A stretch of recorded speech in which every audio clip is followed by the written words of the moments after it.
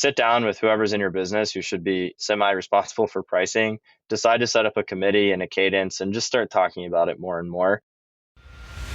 Coffee's for closers only. So we've established my proposal is sound in principle. Now we're just haggling over price. Let's see how much we're going for on eBay. Man, it's the same as Dunkin' Donuts. Costs 15 times the price. Welcome to Impact Pricing, the podcast where we discuss pricing, value, and the critical relationship between them. I'm Mark Stiving, and our guest today is Mac Kremer. Here are 3 things you want to know about Mac before we start. He manages pricing strategies for K1 operations. He was in large law pricing at LexisNexis. And oh my gosh, the most fascinating thing, he grew up without internet. His parents just got internet a month ago. So I think he grew up in Alaska or something. Hey, welcome, Mac. Great introduction. Basically, Alaska, Southeast Ohio and Alaska have a lot of similarities between them. The final frontier, as you might call it. Yeah. Yeah. It's pretty amazing that there are places in Ohio that are like that. So that's pretty wild. Yeah. Go ahead. I was going to say, I mean, it's the funniest thing, right? I'm a technology investor, yet I grew up without internet. So you can imagine my fascination for software and technology is pretty vast just because I didn't have a ton of exposure to it when I was growing up. Yeah, exactly. So how did you get into pricing? Yeah, it's a great question. So obviously I started my career at LexisNexis. I was actually on the pricing team there. So I worked with kind of the AmLaw 100 accounts and large law. And we had just gone through a massive pricing and packaging project there. And I decided, hey, this is super interesting. I'd love to kind of be on the other end of this. Started to study pricing, had a bunch of friends who went into pricing consulting, decided that the best place to kind of learn and evolve in pricing would be working at a private equity firm that manages a portfolio of B2B SaaS companies.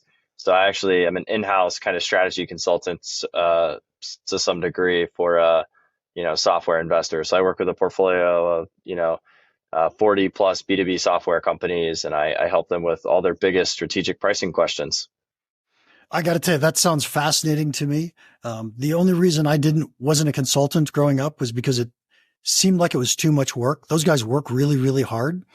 And so the idea of being at a private equity firm, it's like, I'm sure you work harder than I did when I was growing up, but it isn't like the grind of being a consultant. Yeah, it's a lot of fun. I get to play kind of both hats of like advisor / consultant. So I get to work with our portfolio companies on, all problems, big or small. So a lot of what we do is, the market research that goes into understanding your pricing strategy, understanding value.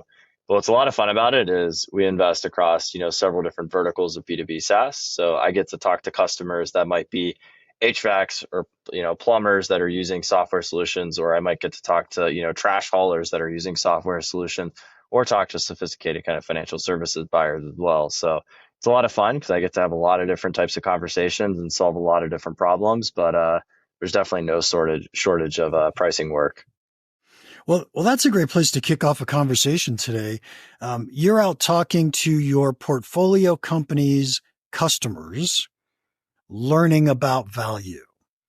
So what kinds of conversations do you have with them? Yeah. I mean, this is probably my favorite thing about what I do, right? At the end of the day, customer conversations are so critical to understanding the value proposition of your solution and where you kind of see your customers perceiving value before you even start to talk about price. The way I typically approach the conversation is really just opening it up with, tell me about yourself, right? Like what keeps you up at night type of conversation. But then getting into understanding like what are the most critical purchasing criteria? Why did you go to market to look for a solution? What was kind of the need and the use case? Walk me through kind of your top 5 buying criteria. Once you understand those buying criteria, it's about understanding, okay, what was the next best alternative? And none of this is, I think, particularly groundbreaking, as I know some of these topics have been covered on your podcast before. But then it's truly getting into that conversation of relative to the next best alternative. Do you believe that you can quantify the value of the product that you bought? And if not, can you kind of give me a frame of reference for how, price relative to performance is the product relative to the next best alternative? And I think at the end of the day, the key to all of the conversations is this is one single word, and it's the word perceived. right? Because there's a lot of times, especially in B2B SaaS, it's not always super easy to quantify the value that a customer might be receiving. So you really need to understand the perception of price relative to the value that they're receiving. So kind of your classic value mapping type exercise to understand where, one particular software solution sits on a map of several different next best alternatives. What is the value that each customer is receiving relative to the price that they pay for it, to understand where do we sit in the market and where do we go from here? Yeah, I think that's fascinating. But you said you mostly B2B. And one of the things I often say when I'm teaching B2B clients is value in business is always measured in incremental profit. And so I would almost be desirous to say, look, I'm talking to a trash collector. How is it that my software helps them make more money? And if they weren't able to quantify it, do we know how to quantify it? Do we know how to help them understand how much money we're making them? Yeah, it's a good point. I mean, I think typically what you find, depending on the buyer and depending on the benefit that the software solution produces, there's a lot of benefits outside of just kind of the profit that's received, right? Even down to kind of like the opportunity cost or some of the kind of softer benefits that you might get. For example, the software solution that works with trash haulers, one of the benefits of the solution is it's just higher employee satisfaction, right? Now, you could tie higher employee satisfaction to less turnover of employees, and that also kind of relates to profits. But at the end of the day, there's a myriad of different benefits. And I think the best place to start when you're having customer conversations is, you can go in and you can kind of engineer the true value calculator, the EVC, the economic value to the customer. But I think it's also just understanding what is their perception of the value that they're receiving, because I think value comes in a lot of different forms, even outside of just profit. So I certainly don't disagree with that. But in my mind, I'm thinking, let's talk about B2C for just a second, right? In Mm-hmm. B2C, I think that buyers make decisions, and I'm going to say the word emotionally, although it may not be emotions, but it's without a value calculation because we don't really Yeah. know what value is. We're not trying to maximize profit when I buy a new shirt, right? Mm-hmm. So there's a whole bunch of things that are non-quantifiable in that decision process. And so I think if you shift to B2B, all of those things are still there, right? I'm still going to make a Yeah. decision based on how I feel, how I think, what do I trust, who do I like? But in the end, I also need to justify it by saying something like, here's how much money I'm going to make, or here's what the return is when I buy this.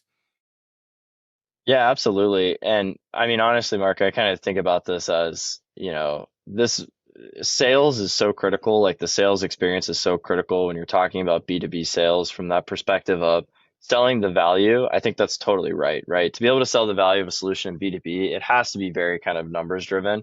The thing I always say is, time savings is dead. Like time savings is not really a good indicator of the value that somebody's going to receive in B2B. It needs to be tied to overall revenue or bottom line impact or something along those lines. But I do think that when you're trying to assess like how much is our product really worth, you have to take into consideration a lot of the psychological factors like you mentioned. And I think what you'll find is in B2B, it doesn't function wholly, I think, completely differently than B2C than it might, some people might believe. But the sales process does look drastically different for B2B versus B2C because you need to really be able to kind of come to the table and talk about the impacts of your business from a top line, bottom line perspective. I think it's really, really important. Yeah, I think that's fair. And I would say my experience is that B2B salespeople tend to do a really good job with the non-quantifiable side of the business, and they Yeah. don't do as good a job on the quantifiable side of the business. And which is probably where I spend most of my time on the quantifiable side, but I get the other side, right? I mean, it's absolutely important and I don't want to diminish it at all. Yeah, I agree. And you can always build an ROI calculator, but it also takes the sales rep the ability to kind of talk through what the ROI calculator is saying to really contextualize it in the frame of the business. And I think the interesting thing is what we're seeing is there are so many software solutions out there that you could use. So you really have to be able to cut through the noise and delineate and differentiate why your software solution in particular is going to help you achieve your business goals and objectives. And I think the sales rep that can get down to the bottom of what are those business goals and objectives is going to be infinitely more successful selling the value than a sales rep that maybe can't. Yeah, I think that's spot on. And the other thing that what you just said prompts me to think is if I understand my product and I understand which business goals, which business problems I solve better than my competitors, then those are the customers I go look for. right? I'm not trying to sell to everybody. I want to sell to the people that have that problem. Yeah. Focus is critical. Yeah, I Right. agree. So I'm going to ask you the question that everybody is always curious about. And how do you think about this with your 40 portfolio companies? Who should own pricing? Yeah, that's a good one. So I think, when it comes down to who should own pricing, it really depends on where you're kind of at in your journey, right? I think if you're a small company just getting started, kind of breaking into, finding product market fit, pricing is kind of an every person job in the sense, right? Because pricing really from that perspective is, sales is trying to sell, you have to bring revenue in the door. It's the lifeblood of a startup. So pricing, maybe is one of those topics that it takes kind of a committee of, founder, whoever it is, kind of working through deals, and it's more scrappy. As you kind of grow up and you find product market fit and you scale a little bit, I think it starts to shift a bit. So if you're a business, I think 5 to, maybe $20 million in revenue, that's the type of business where what you're really looking for in terms of who owns pricing is more of a committee style of owning pricing, I think is the right answer. I think it's hard to, in that stage, kind of just delegate one person since, so many people have different responsibilities and things of that nature. I think it's more of a committee style that could own pricing. But I think the cross-functional collaboration between your CEO, your product leader, whoever that product leader might be, it might be a co-founder still kind of at that stage, and a revenue leader is really important because you need to have your pulse on the finger, you need to have your finger on the pulse of, the revenue engine, whether or not pricing is affecting it, but also your product leader as you're kind of building and scaling new features and functionality, they need to be really, really involved with pricing. Think, and then as you kind of scale, 20 to 100 million, I think it's time to start thinking about there being, a person within the business, kind of one person who's the one throat to choke in terms of all things pricing related. It might be somebody under product organization. I like that. I like when product owns pricing. I think I've typically seen that be very successful because the product function usually has the best pulse on what are the customers saying, how are they thinking about value. But as you're kind of building and delivering on a product roadmap, you're also kind of thinking about how do we continue to price this and innovate, and are we truly capturing all of the value of which we are? So I think product is usually a good function that typically owns pricing. Now, when you get into kind of the 100 million plus in revenue, and I don't go, too far past that, when you get in the 100 million plus in revenue, especially in B2B SaaS, I think it's time to start thinking about hiring a pricing leader, maybe a director of pricing, or somebody who kind of can sit in the product organization, but work cross-functionally and collaborate with a bunch of different functions to kind of be that person that's really owning the pricing strategy from a holistic perspective. The reason I think that that's kind of the threshold for that is usually by the time you get there, you might have a couple of segments, a couple of business units or something. The pricing problems become a little bit more complex because you probably build a pretty robust product roadmap at this point. So you're kind of starting to think through, how do we think about all the different pieces of the product and the roadmap and features and packaging, and you start to juggle a little bit more. I got to say that was a pretty fabulous answer. If I were going to argue with any of them, it would be the earlier stages in the following sense. I tend to think the CEO owns pricing, right? At the early stage, there can be a committee of people talking about it and discussing it and trying to figure it out. But in the end, it touches so many different departments that I don't think anybody can make the decision except the CEO. And if we're going to go make a major change in the company, which pricing, not the price level, but oftentimes pricing strategies are pretty big changes in the company, the CEO has to say, yeah, this is what we're going to go do. Yeah, that's a good point. I think whoever owns the vision of the business in terms of future growth and projection, they should be the ones setting the starting definitive pricing strategy. But yeah. Yeah. And I like how when I asked the question, you instantly jump to the size of the business as to who should own pricing, right? I mean, that was a really nice way to structure it. So,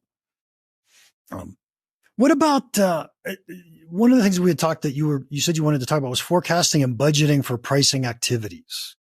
So I got to say, I've never thought about this as a topic. Why is this an interesting topic? Yeah. Yeah. I mean, I think it's an important topic because typically where I've seen companies, so in particular here where I'm talking is more so, portfolio company looking to do price increases back to their base or how they're kind of thinking about their future of pricing. And I think this is a really important topic because you really need to set the expectation within your business. Like, what are we going to do from a pricing perspective year over year, and how are we going to achieve that? I think planning is one of the biggest, misses in terms of like not being able to execute on any sort of strategic change in pricing, whether it's price level or it's packaging or anything along those lines. So I think in one of the actually along the lines of pricing ownership, I think one of the functions that sometimes gets left out of the party in terms of pricing is finance. Sometimes I think your CFO, it's easy to kind of, you know, come to them with this big strategy and say, okay, we're going to go do this thing. But I think it's really up to the CFO or your VP of FP&A to sit down and say, is this really the best thing for the business in terms of strategically, what is kind of the benefit we're going to receive from doing X, Y, or Z, whether that's price level adjustments or even packaging or something along those lines. But the reason I throw it in there is because, I can't tell you how many times we've maybe, looked at a budget where they're not allocating anything to price increases, or pricing is not a line item on the budget, just kind of all gets lumped in together with, upsell or expansion revenue. And I think what's tricky about that is, how do you know if it's working or not, right? Like, I think the ability to plan and set a goal and a target for what we look to achieve in pricing helps you measure against it so much better in the future. And I think it's one of those things that sometimes it's, you don't always think about it. I had a CEO tell me one time, pricing is something they think about on a Friday afternoon. But pricing should be something that's measurable. It's a part of your budget. It's a part of your planning and your process, because it truly is one of your best growth levers as a business. So I like to, advise that you're kind of looking at pricing 6 months to a year in advance of what you think you can do next year, but you're always constantly optimizing and iterating on it. Yeah. My second book was called Win, Keep, Grow, which is all about SaaS businesses, right? And what I take away from what you just said is the grow part of Win, Keep, Grow, right? How do I run my expansion business? And one of the things, I'm not going to remember all of them, I don't think off the top of my head, I might. One of the things I think about is there are 4 different ways we can grow a customer so we can get expansion revenue. So real quickly, those 4: raising prices, upsell, cross-sell, and usage, right? And one of the things that I always recommend is, are you monitoring all 4 of those? Right? Absolutely. Are you monitoring as you get revenue in? Did this revenue come from a price increase? Did it come from an upsell? Did it come from a cross sell? Did it come from increased usage, or did it come from a new customer? Right. And so you could articulate where each chunk of revenue comes from. And now once you've done that, you can put in plans things to say, hey, look, upsell is important to us. What are we going to go do to move upsell? So I think that's what you just said. Yeah, effectively, right? And I think it's important from like an FP&A planning exercise or forecasting exercise, because each of those affects your business a little bit differently, right? Upsell might not be pure EBITDA to the bottom line, but price increases have a little bit of a different effect on terms of cash on the business. And I think the more in tune the entire business is on what is our plan for each of those levers in terms of grow, you're just much more likely to execute on it because everybody's on the same page.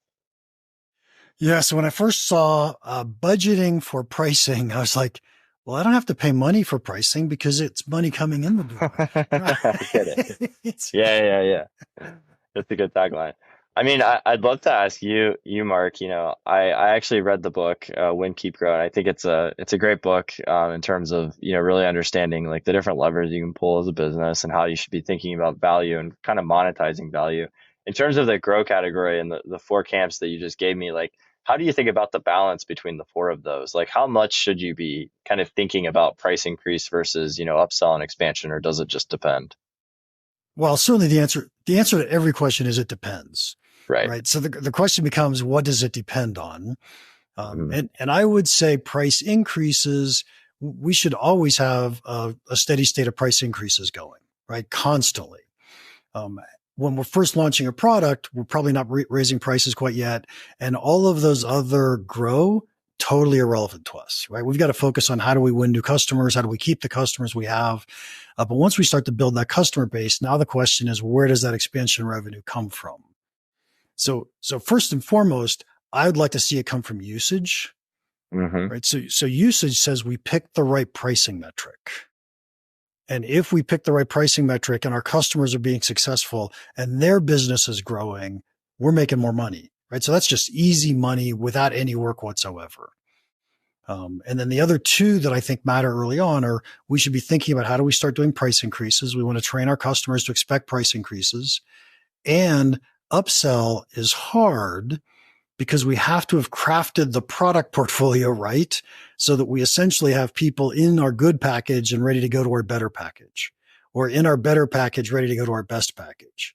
And if we haven't yet crafted that product portfolio, which oftentimes we don't, when we first launch a product, it's one product, take it all, which is okay, right? We're trying to get more that product market fit and prove everything.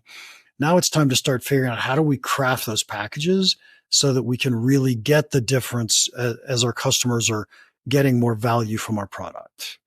And cross-sell by far is the last thing you care about, by far.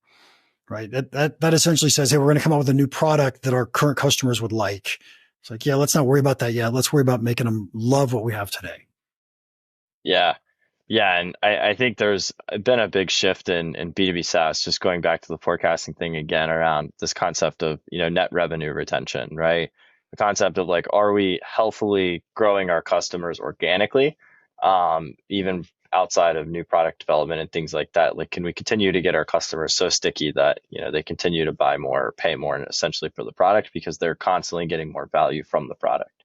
So to your point around usage and I think price increases, I totally agree with that. Yeah, I think the other thing that happens is when we first launch products and we're fighting for that product market fit, I don't mind having relatively low prices at that stage, because what I really want is a bunch of customers that I can go talk to and learn what they use and where the value is and what's happening. But that doesn't mean that the next customer has to be that low priced, right? So I can win customers at higher prices without raising prices on my current customers in the short term. And it's totally okay way to win a business or to grow a business. Yeah. Yeah, I completely agree. And obviously it again comes into the weighting of time, relative to resources that you can commit. When you're, sending a new product to the market, there's a lot of enablement that goes into that and things like that around how do you close the sale of that versus kind of the low hanging fruit is to get people to use more of what they love to use. Yeah, exactly right. And if I can get them to pay me more, then we're making more money. Exactly. Right? And it's so much easier for us. So much easier for us. So what you deal with companies of all different sizes, because you've got those 40 different portfolio companies. How do you think about pricing systems in those? I mean, I'll bet you have some companies using Excel. I'll bet you have other companies using something much more sophisticated. Yeah, I love that question. So obviously, as you think about, the price advantage, the classic kind of book on pricing, infrastructure is kind of the key leg of the stool in terms of, standing up any sort of pricing strategy. But infrastructure comes in all different shapes and sizes and you name it. You already kind of hit the nail on the head in terms of we have some companies who, are using Excel. And then as they kind of grow a little bit, maybe they're using a hodgepodge of different solutions to get them to their ultimate pricing answer. And then you have some solutions that are using, more complex systems like maybe a Maxio or a Chargio or ChargeBee or something along those lines that are actually helping them figure out how they're kind of monetizing their customers, maybe billing platform or something in the lines of like a CPQ type tool that's helping them, make sure that they're adhering to certain price levels and counting discount. One of the challenges, I think, in general, or at least one of the biggest lessons learned from me, is that there's really no silver bullet system out there that kind of helps you manage pricing end to end. It's going to take a mix of multiple different solutions. I've seen some really interesting innovations and even using tools like, Gainsight, for example, pulling the data out of Gainsight to understand the health of your customers, but also using Gainsight to communicate to your customers. And then trying to connect that overall to kind of your Salesforce instance and then your NetSuite instance to track the entire process end to end. Where I've definitely noticed, it's no silver bullet is getting the data out in terms of tracking and reporting. I haven't really, other than some Tableau dashboards and maybe some basic setups in NetSuite and things like that, never easy to track the effects of pricing all in all. But I think, you see all different types of different flavors, and it's hard to give one single recommendation on here's what the system should look like or here's what the silver bullet is, because there really isn't one. And the other thing consideration I'd say that I've learned over the years of doing this is it depends on your revenue model, right? So if it's a usage-based pricing model, then you're really going to have to get a certain system in place to make sure you can track the usage, you have the right telemetry, the customer sees the transparency of the pricing model. But if it's a seat-based pricing model, right, like some of the functions within Salesforce can help you get there, pretty much 90% of the way. So a lot of it depends on your complexity of your pricing model. when you go to think about what system should we be using. Yeah, I think the systems question is so hard to figure out in so many different ways. Yeah, And what's funny is as you get bigger, then you have more need for a system. And right. as soon as you put a system in, it actually puts constraints around what you can do for your next pricing strategy. Yeah, Oh, our system right. can't do that. Like, yes, but look at Yep. how much money we're going to make. Yeah. Yeah. Yeah, I mean, even as simple as like we want to consolidate SKUs or change SKUs, it's the difference between bundling and packaging, right? Bundling is a collection of SKUs, packaging is kind of consolidating SKUs to one SKU. Even something along those lines, like it takes some major consideration sometimes on the back end of the systems because you have to go in and re-optimize how sales reps are quoting. The other thing that sometimes can get missed, and as a consultant, it's fun to get recommendations, but the nice thing is I get to stick around after the recommendation, and a lot of times I get to see kind of the messiness of, well, we told you should, go to this package and we should just put it in your CPQ and this, that, and the other. But then the thing that sometimes gets missed is the people aspect of the systems too, is that people have to learn the systems again and kind of learn how to quote and stuff. And the last thing you want to do is slow your sales reps down by creating something that, is so prohibited by the systems that it's, adds an extra however many, cycles to your sales cycle time. Yeah, that's another huge difference between your role and a consultant. And that is you get to make recommendations, but then you can't leave. Yeah. Right. Exactly. Yeah. I get to see the fruits of my labor, or, if maybe sometimes it's not always as ripe as it should be. Yeah, exactly. Exactly. Hey, how much do you get involved with helping salespeople? So I think of it this way. You're out talking to customers, you're learning about value, and you're probably learning about value differently than the way your Portco salespeople do. Yep. Because I know salespeople tend not to think about value the way I think about value. So how much do you get involved with helping salespeople learn what value truly means? Yeah. Well, and the kind of steps of executing on any sort of pricing strategy, I think this is like step number one. The awesome part I think about my job, or one of the parts I love the most about my job, is we go through all this kind of market research and we learn so much. And I think the initial like instinct is that sales reps are going to reject the tissue of changing pricing, or sales reps don't want to raise prices, all this kind of stuff. But I'm always really pleasantly surprised when you open up the research and you just kind of tell sales reps, like, this is what the customer said. You can really build a true sense of belief within the sales team that like our product is as valuable as we say it is, and the price is just reflective of the value. And I think that's the important part of the conversation is like, look, we're not raising price just to drive EBITDA margins here. Like we're not setting price levels or repackaging just to go out and get more money from our customers. You start the conversation with, here's all the value that they're getting. And then you layer a pricing conversation on top of it, and sales reps are really receptive of it. I think value-based selling is just one of the most important things that we can honestly offer in terms of like helping implement pricing strategies. Because at the end of the day, they're on the front lines. They're the ones having these conversations. And what you really want to do is instill confidence in them that like, hey, this is really worth it.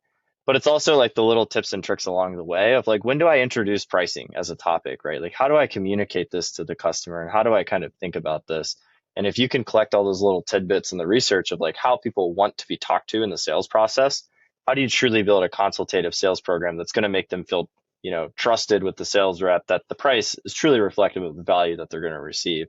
And honestly, that's probably my favorite part of the job, because it's cool to see how much further these sales reps can go and how much less objection they get in the pricing conversations just by truly hitting on all of the key points that the customer is looking for. Yeah, what's fascinating is when you do that well, you don't even have to raise prices. You just reduce discounting. Yeah, exactly. Right. Yeah. I mean, it's crazy to see it too, right? And I think instantly you want to go towards like the systems component of reducing discounting, but sometimes you don't even have to do that, right? Just giving the sales reps the belief, you'll be surprised at how they kind of think about it or how they sell it a little bit differently, especially at some of the kind of smaller growth businesses, right? Where sales reps have been taught like sell at all costs. It's really fun when you go in and you start to say, hey, look, we've got a lot of customers now. We have a lot of referenceability in the market. Everybody knows who our product is and what it does. You can go in and be really confident in your sales process and your pitch and approach. And it's cool to see it kind of shift a little bit in terms of how they think about it. Yeah, I used to talk to rooms full of product managers for a while, and I would always ask the question, do your salespeople ever discount? right? And every hand goes up. And Yeah. I'd always follow that up with, well, if your salespeople are discounting too much, too often, it's because you haven't given them the tools to be confident they can win deals at your prices. Bingo. Right? Yeah. And it's like, look, it's a team sport, guys. Team sport. Yeah. Hey, Mac, this is so much fun, but we're going to have to start to wrap it up. Final question. What is the one piece of pricing advice you'd give our listeners that you think could have a big impact on their business? Yeah. It's a great question. I think the one piece of advice that I could give really is, it's going to sound cheesy or maybe not as practical as I wish it would, but just, I mean, get started. I think really just start to sit down and think about it. Like, I think something that you can do tomorrow is, get all your business leaders together, depending on what type of setting you're in, get all the people that you're kind of working with and sit down and just talk about it, right? Open it up. Say, have we thought about doing this? Have we thought about our pricing over the last 6 months? Like, do we think our price levels are correct? Is there something we can do with packaging? I think open up the conversation and just really start to think about it and think about how you can tweak and evaluate. There's a lot of general rules of thumb out there. You should really be evaluating your price levels kind of every month, taking the data in and looking at how it's progressing over time. I think making, more major pricing tweaks every 6 months or so. I think it's all kind of relative depending on the scale of your business and how fast you're growing. But I think generally, like, don't make pricing a back burner topic. I see it happen so many times, and it truly is one of the biggest levers for your business. So I think really what I'd say is, sit down with whoever's in your business who should be, semi-responsible for pricing, decide to set up a committee and a cadence and just start talking about it more and more. And I think you'll be pleasantly surprised at how much you kind of just learn by having the conversation with people. Hey, do we think we're, too cheap, or do we think we're expensive? You might hear some different responses. And, I think the biggest piece of advice I can give is just to get started. So to paraphrase Nike, just do something. Exactly. Yep. Just do it. That's right. Mac, great answer. And thank you so much for your time today. If anybody wants to contact you, how can they do that? Yeah, I'd say reach out to me on LinkedIn, Mackenzie Kremer. I go by my full name on LinkedIn. So that way I know you found me by looking for me, not just by pulling my name, Mac, and typing it in. Yeah, just connect with me on LinkedIn. I'm more than happy to have, conversations and follow-ups on anything that we talked about today. But it was a pleasure being on, Mark. I really appreciate you giving me the chance to chat with you. Oh, it's fun. We loved having you. And so to our listeners, thank you for your time today. If you enjoyed this, would you please leave us a rating and a review? And if you have any questions or comments about the podcast or pricing, feel free to email me, mark@impactpricing.com. Now, go make an impact.